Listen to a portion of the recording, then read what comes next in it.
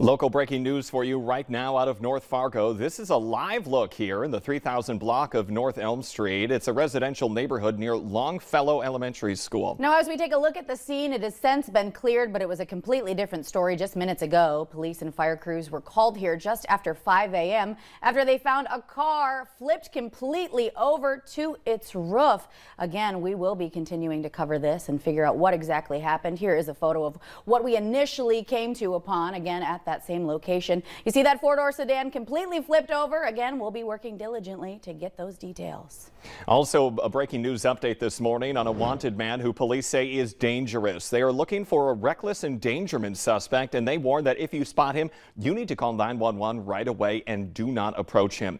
22-year-old Termaine Rainey is wanted for reckless endangerment, probation violations, and fleeing. Officers surrounded a South Fargo apartment building last night in hopes of catching him, but later determined he'd left the area before police arrived. Rainey is 5'8", about 180 pounds, with brown hair, brown eyes. Again, call police if you have any information on this man.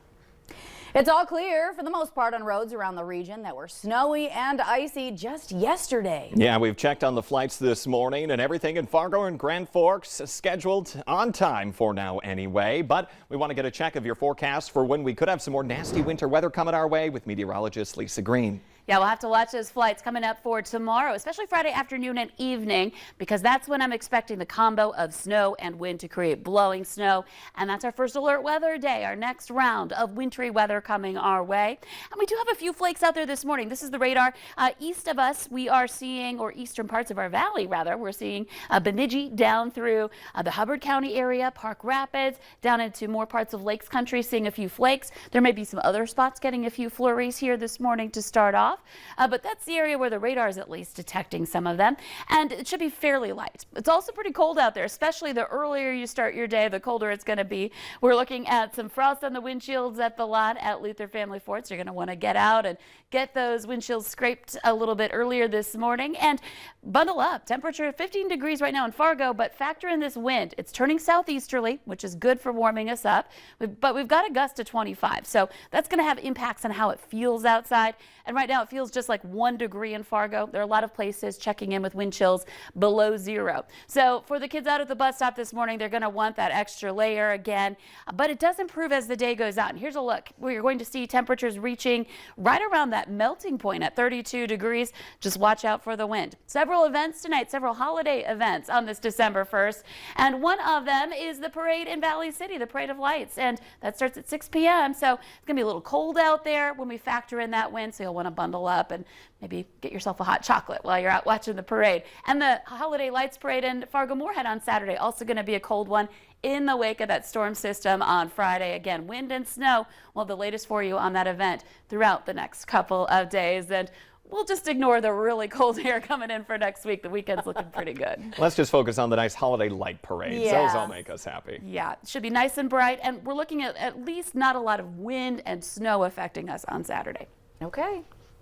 Fargo police asking for help finding a missing woman who hasn't contacted family members in nearly 2 weeks. 23-year-old Salacia Jewett may be driving a black BMW. Anyone with information is urged to call Fargo police or your local law enforcement.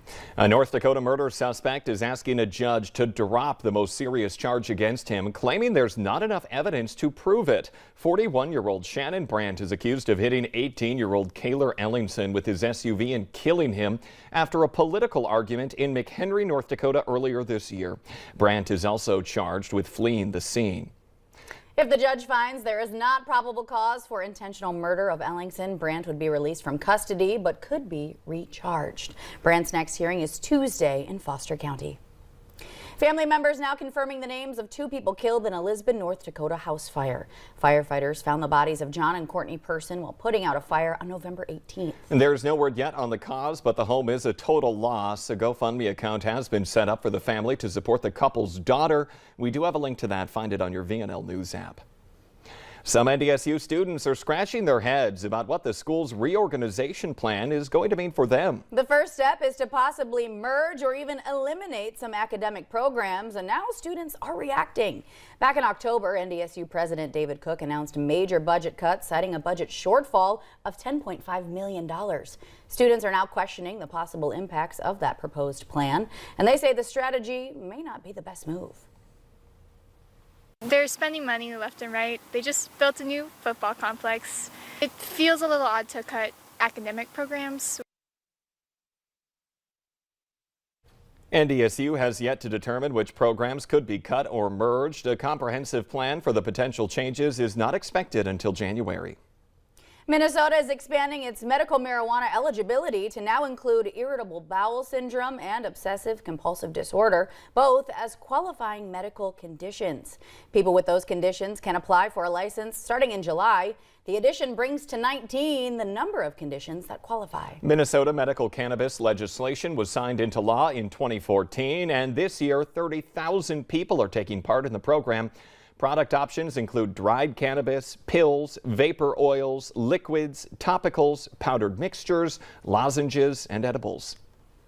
In the season of giving, there are unfortunately some Grinches out there who view it as the season of taking. One new scam making its rounds claims that there are issues with your shipping address, and then they want your credit card information to pay for redelivery. Now, the website looks legitimate until you really glance at the URL, and those precautions shouldn't stop online. To stop those porch pirates, police remind you to send your packages to your business or even have your neighbor hold on to them until you can pick them up yourself.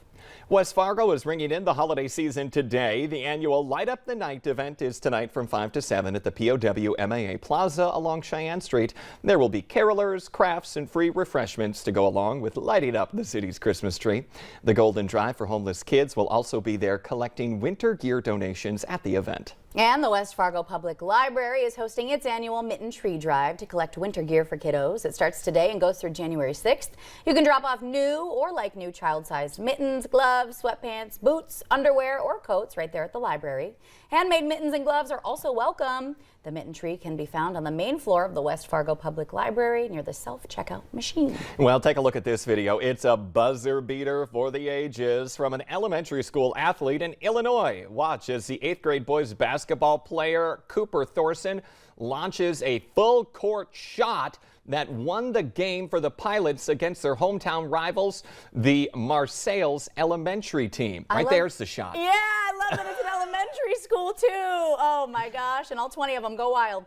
Marseilles was ahead the whole game until a late game comeback from Milton Pope and that final buzzer beater shot from Thorson that sealed the deal. And hey, another reminder, folks, it ain't over till it's over. Well, let's just keep this video playing. I want to see it one more time, because here he goes for that free, another member goes for the free throw. They're all waiting. He goes for it, bounces off, and then look right here in the corner. There it is. And he drops. MVP. MVP. I love this. Again, this is an elementary school, folks. Oh yeah, 8th graders. I love how the ref even like throws his hands up and he's like, holy moly, there it goes. I love this. Yeah, great what stuff. A great way to round out our Thursday Yeah, put morning. a smile on your face this morning. Yeah, thanks so much for joining us. We hope you stay warm and bundle up. Brace yourselves out there today. We'll be back here tomorrow morning.